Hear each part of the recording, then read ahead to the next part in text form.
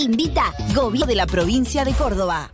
Seguinos en las redes sociales como GPS de Noticias, porque necesitamos estar informados. GPS de Noticias. En Río Cuarto el progreso no se detiene. Estamos avanzando en la pavimentación de calle Lugones y Lorenzo Suárez de Figueroa. Agradecida porque hace muchos años que vivimos acá y era una zona bastante olvidada. Gobierno de Río Cuarto. La ciudad nos une. Lo que pasó, la información de actualidad, te lo contamos en GPS de Noticias, porque necesitamos estar informados. GPS de Noticias. Hoy más que nunca, visibilizar tu producto o servicio es esencial.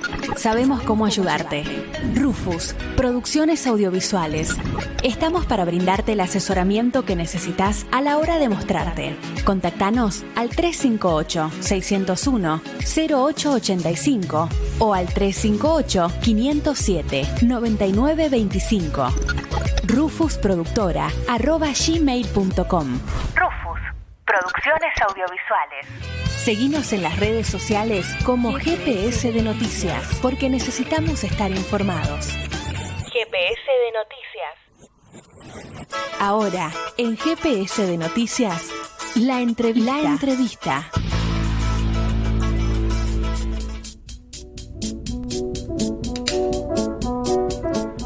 5 de la tarde con 46 minutos en todo el territorio nacional. Nosotros ahora vamos a entrar en contacto, como lo habíamos anunciado más temprano, con el abogado Eduardo Massa, con quien vamos a estar hablando un poquito y analizando, ¿no?, lo que fue la condena finalmente a los rugbyers y las penas que se les terminaron dando a cada uno de ellos. Ya lo tenemos del otro lado. Buenas tardes, Eduardo, ¿cómo estás? Lilo y Nahuel te saludan.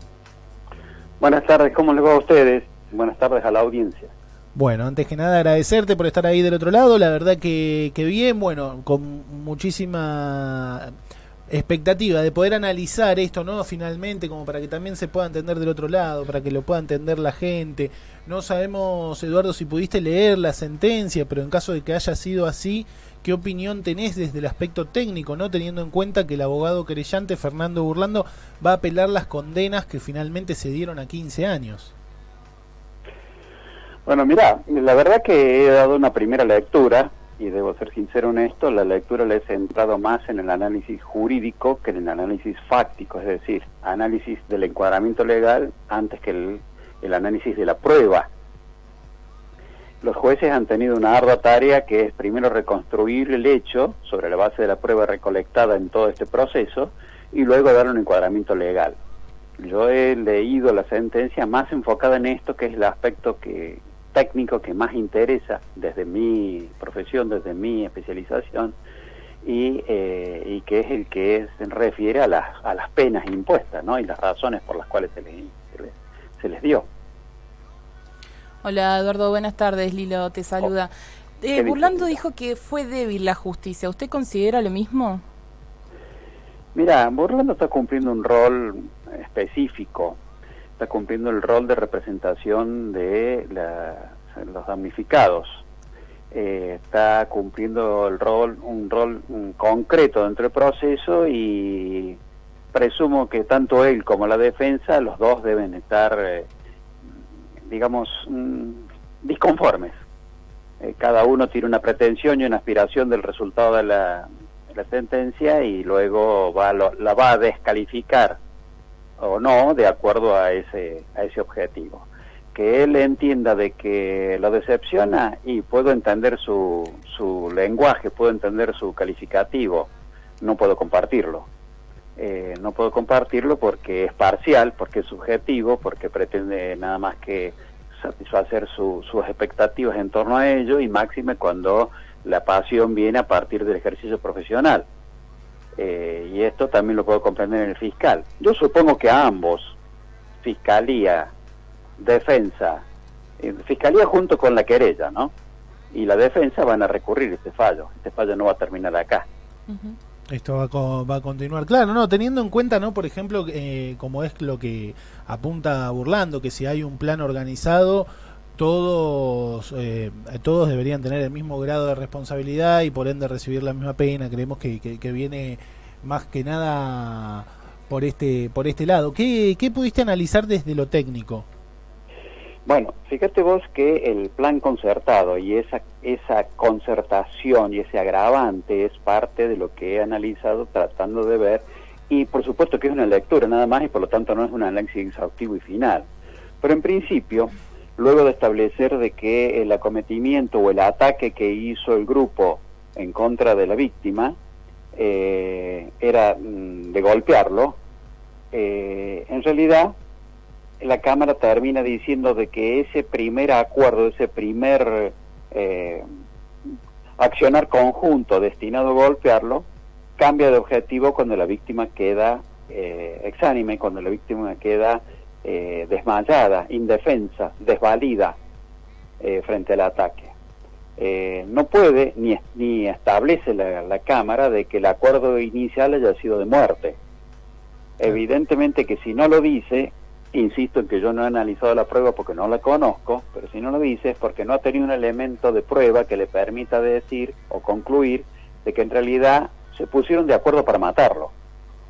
Entonces la Cámara termina afirmando que el acuerdo inicial entre ellos era de una paliza, claro, era de golpearlo, era de agredirlo, y va a hacerlo de la manera más factible e inclusive más beneficiosa para los atacantes, porque en realidad, hablemos en criollo y hablemos en la realidad, son nada más que unos cobardes violentos que intentaron vengarse de un hecho insignificante e intrascendente que ocurrió dentro de un ámbito de joda, en una cafetería, y que termina desgraciadamente con la vida de un chico muy joven. Entonces esto no le quita censura moral ni censura real, social, porque es censurable, es repudiable el hecho de por sí, es la soberbia de quienes se consideran más y se consideran con alguna impunidad que les permite actuar de esa manera, y entonces lo que hacen es atacar, pero nadie puede decir, o por lo menos así lo afirma, así lo concluye la Cámara, de que ha habido un acuerdo de muerte, claro, sí de agresión, sí de violencia, sí de golpiza, sí de absolutamente ilícito, irregular, censurable, como decía recién, pero no de muerte. Esto implicaría la posibilidad de... Perdón, doctor, no decía si esto implicaría la posibilidad de una pena menor. Es que, a ver, la pena puede ser tan pesada y grave por un delito simple, como lo admite la escala, por supuesto, o puede ser muy pesada con un delito calificado, o puede ser liviana también, o suave con un delito calificado. La pena tiene sentido de mensurar la consecuencia dentro del rango que prevé la ley, entre 7 y 25 años en un caso, homicidio simple, o entre 15 y 25 en el otro, o 15 y perpetuo en el tercero.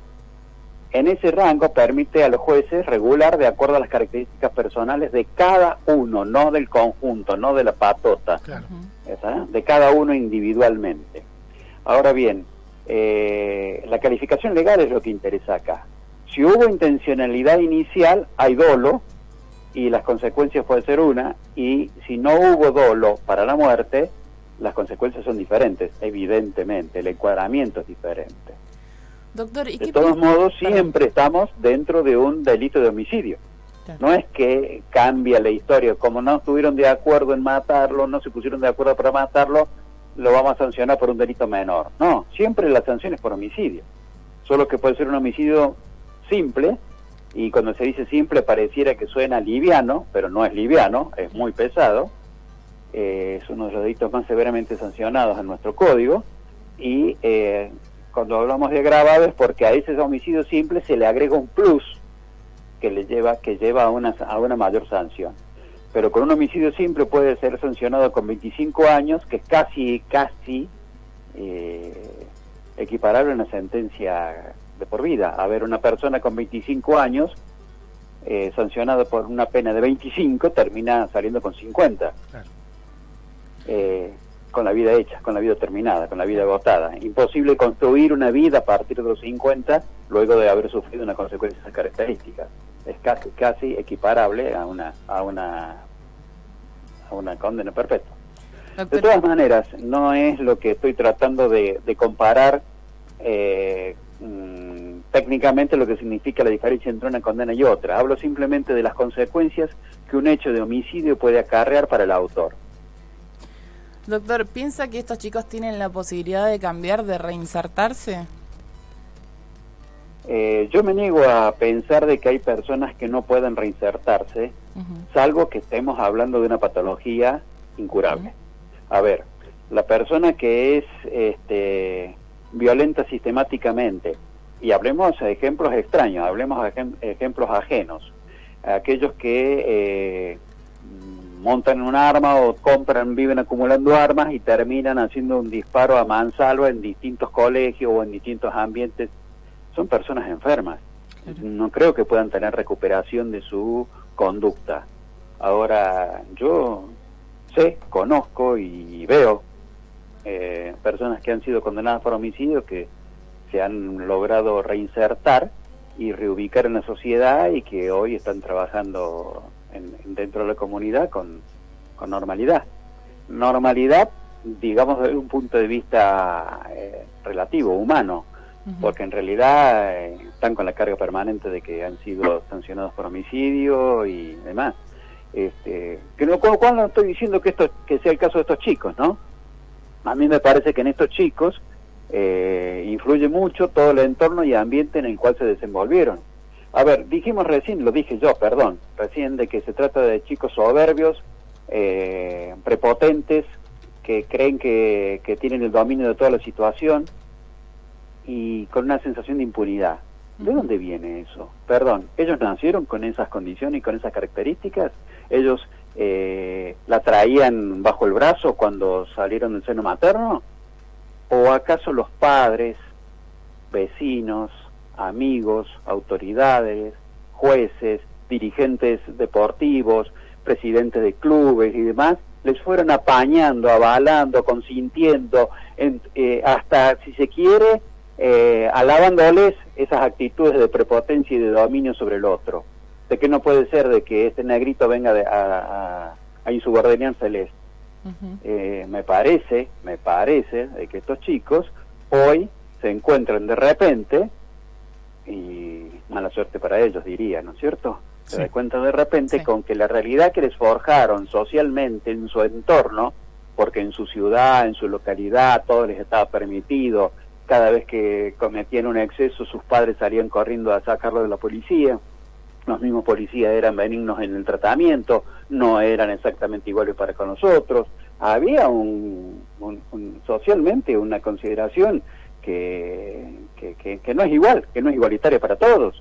Si no, preguntémosle a algunos ciudadanos nuestros, de aquellos que tienen escasos recursos, una indumentaria similar, con algunas zapatillas refulgentes y con algunos pantalones cortos, pelo cortado de determinada manera y una gorra calzada a la inversa, cuando cruzan por determinados sectores, ¿qué tratamiento reciben? Totalmente. Es decir, los están juzgando de antemano. A estos chicos los estaban juzgando de antemano, a la inversa. Claro. Es decir, todo lo que ellos hacían y decían y ejecutaban era válido. Claro, ahora como mataron, hay que fusilarlos en la plaza pública. Y me parece que no es así, o por lo menos no comparto esa opinión. Yo creo que estos chicos tienen que tener una oportunidad de posibilidad de reconstruir su vida. Si lo logran o no lo logran, no lo sé, ni voy a ser yo quien lo pronostique. Pero en realidad, me parece que son seres humanos, como tantos otros que circulan por la ciudad diariamente, que cometieron una tropelía, una barbaridad cometieron durante esas 60 segundos o 2 o 3 minutos que duró la agresión, y que demuestra qué es lo que la sociedad, el conjunto, sus compañeros, sus dirigentes, los entrenadores, familiares, policías, jueces y demás que funcionaron alrededor, les sirvieron en bandeja como un ejemplo de vida o como una perspectiva de vida que hoy les terminó haciendo homicidas. Son homicidas, no me cabe ninguna duda. Y no merecen contemplaciones de ninguna naturaleza en el sentido de perdonarles como hasta ahora le vinieron haciendo en sus tropelías y en sus arrebatos. pero en realidad no merecen ser degollados en la plaza pública, ni ser muertos, ni ser encarcelados de por vida, así en forma objetiva, y habrá que analizar cada caso.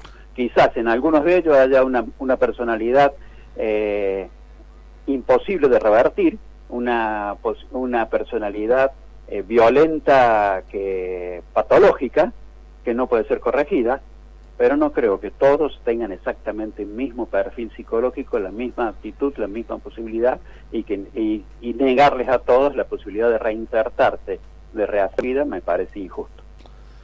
Bueno, decías algo, Eduardo, que a mí me parece muy interesante con respecto a la reinserción y que toda persona puede reinsertarse en la sociedad, y pensando, ¿no?, en esto de que las penas en la Argentina normalmente se piensan justamente, valga la redundancia, para la resocialización del individuo.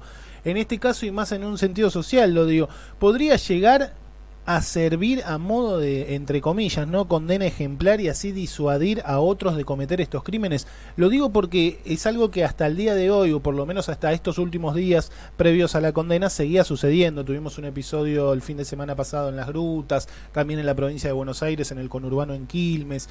Este hecho, lo que finalmente se termina dando con la condena, ¿podría llegar a disuadir a otros de cometer este tipo de crímenes? Mira, yo creo, como que he estudiado la criminalística en algún momento y con alguna intensidad, creo de que la pena tiene un efecto disuasivo. El hecho de que a otros se los condene, se los sentencie y sea gravosa la consecuencia, tiene un efecto disuasivo. Lo que no creo es que ese efecto disuasivo sea terminal para que no existan malos hechos. A ver, vos hiciste recién una referencia muy rápida, muy apresurada de todos los hechos que vos tenés conocimiento, y gracias a Dios estás en un medio, estás informado, estás trabajando permanentemente y estás conociendo estas novedades. La mayoría de la sociedad no las conoce, pero existen los hechos violentos permanentemente. Y cuando digo permanentemente no me quiero alejar de Río Cuarto. En los barrios de Río Cuarto existen agresiones y actitudes patoteriles que son fabulosas y que son agresivas. A ver, ¿qué pasa cuando en algún barrio de esos que algunos ciudadanos tratan o analizan como marginales, casi encogiéndose de hombros, como diciendo, y bueno, es así, se resuelve entre ellos?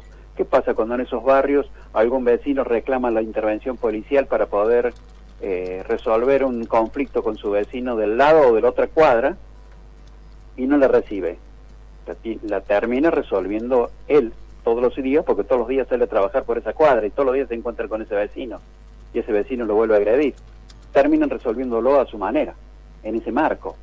¿Qué pasa con los chicos que a diario o los fines de semana, al menos los vi yo, circulan con esas motos asociándose a una velocidad tranqui, pero que van todos como desafiando a ver quién nos hace a nosotros, quién nos corre a nosotros de la calle, y toman las calles a su placer con las motos y nadie les pone freno? ¿Qué pasa con las agresiones entre grupos chetos que se disputan el favor de determinadas amigas o enfrentan al del otro equipo? Y existe en Río Cuarto. Entonces no tenemos que irnos lejos ni solamente atender a aquellos tipos de actitudes que son las que terminan en titulares de diarios o en carátulas de expedientes penales. Hay infinidad de hechos violentos y de imposiciones de determinadas conductas que se ven en Playa Bonita, en el parque del centro cívico y en un montón de lados. Si uno los observa detenidamente, encuentra actitudes violentas y agresivas que se resuelven a base de prepotencia en ese momento.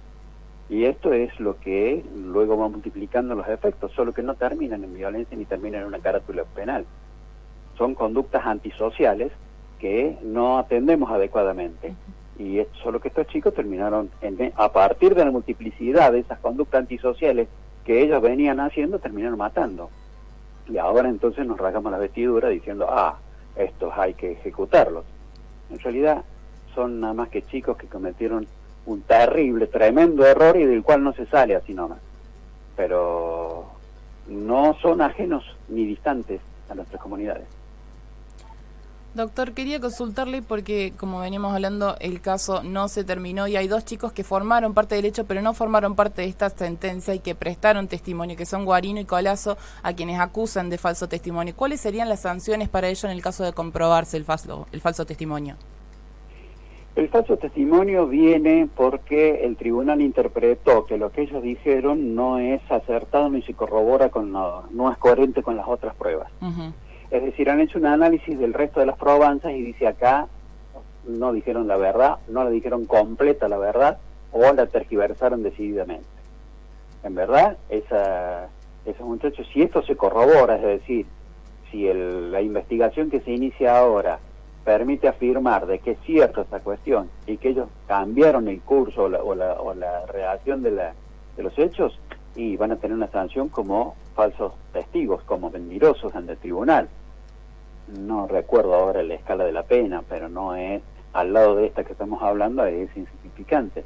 Pero todo su fallo, digamos, todo su delito consiste en haber alterado el relato de la verdad o haber ocultado parte del relato de la verdad. Pero digamos, todo Lilo, perdón. No. Digamos todo Lilo. Un testigo que ve pasar una moto y la ve chocar en la esquina siguiente a unos 80 metros de distancia, estima una velocidad de impacto y lo dice con absoluta sinceridad. El testigo que está al frente de esa esquina donde chocó dice otra velocidad de impacto. ¿Uno de los dos miente? Yo creo que cada uno dice la verdad.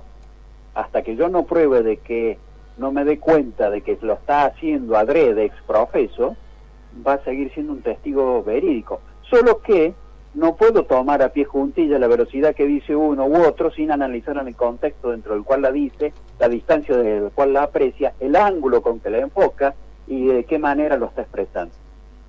Su estimación puede ser errada. Y si es errada, no es dolosa, no es intencional, no está cambiando la realidad. La está estimando o relatando de una manera diferente, pero por error, no por intencionalidad. Entonces no es testigo, no es falso testigo, es simplemente un testigo errado. En este caso, los jueces han entendido de que estos testigos tenían intencionalidad de mentir y van a ser sancionados como tales. Pero esto va a depender de cómo la restante prueba los desmienta en su relato y los sanciona. Eduardo, muchas gracias por haber estado ahí del otro lado de estos minutos aquí con nosotros en GPS de Noticias. Es muy importante poder tratar esta temática y poder entender un poco qué es todo lo que hay detrás de tanto tecnicismo. Muchísimas gracias. Si me permites 2 segundos. Sí. Más que de tecnicismo, yo lo hago desde un punto de vista técnico. Entiendo que ustedes me piden la participación en esto simplemente por mi experiencia y mi preparación en la materia técnica, pero son cuestiones que técnicamente se van expresando y exponiendo encadenadamente, pero son extracciones del sentido común y de la experiencia permanente que se obtiene en cada juicio. Lo que acabo de decirles, más allá de que yo lo estudié y por lo tanto para mí es una evaluación técnica, en realidad es la acumulación histórica de experiencia de sentido común que la justicia viene acarreando y trayendo. Por eso no comparto cuando se hacen análisis parciales de esta situación, cuando se escuchan en una audiencia 7 u 8 o 10 testimonios y se cree que se puede estar en torno a dar una conclusión final, y cuando eso se hace desde un medio de comunicación se está expuesto al error de trasladar una falsa visión de una realidad diferente y generar una expectativa que no es tal. Digo esto porque he leído muchos periodistas en todo este tiempo, entre ellos colegas, y me duele que se presten a esos colegas hoy están diciendo en Twitter y en distintas redes, vieron que esto no era posible, vieron que un caso mediático no es fácil de resolver, es una barbaridad lo que hicieron. Y se erigen en juez, se adjudican la capacidad de juzgar y de censurar a jueces, fiscales y demás que están trabajando. Que más allá de la poca credibilidad que hoy tiene la justicia en la sociedad, en realidad están haciéndolo puntualmente en un caso concreto, como si ellos tuvieran la verdad en la mano. Y esto no ayuda ni favorece al sentido común, ni a que la ciudadanía pueda tomar análisis o conclusiones certeras, razonables, serias, mesuradas, serenas sobre lo que aconteció, sino bajo la pasión y el impulso de una visión absolutamente distorsionada y subjetiva, con que puedo entenderla a partir del error nada más. Mucho más grave sería si hay una intencionalidad por detrás. Discúlpame la extensión. Muchas gracias. No me quería quedar con la cuestión sin explicar, sin exponer, porque creo que desde algunos medios nacionales, ayer leía que uno estaba diciendo que iba a hacer un paneo de la sala de juicio y alrededores de tribunales. ¿Esto era montaje de qué? ¿Qué es lo que querían observar o comunicar? ¿Cuál era la novedad que querían informar? A ver, en Argentina existe libertad de prensa y me alegro que exista. Y que ellos tengan el derecho de enfocarlo, de decirlo y publicitarlo, bárbaro. Ahora, la responsabilidad profesional en hacerlo de esa manera y haciendo un circo de una cuestión de que no es un circo, sino algo que tiene que ser de preocupación social, y me parece poco constructivo. Sí, una responsabilidad profesional y sobre todo social. Sobre todo social. Eduardo, muchas gracias por tu tiempo. Por favor, hasta luego.